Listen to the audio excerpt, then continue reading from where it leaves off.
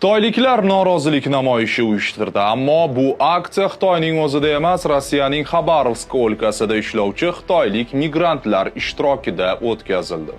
Mahalliy nashrlarga ko'ra 200 nafar atrofidagi xitoyliklar 12-aprel kuni Komsomolsk-na-Amur shahri ko'chalari bo'ylab marsh qilib o'tishgan. Marshni yakunlagach, namoyishchilar markaziy ko'cha yoqasidagi trotuarlar va gazonlarga o'tirib olishgan.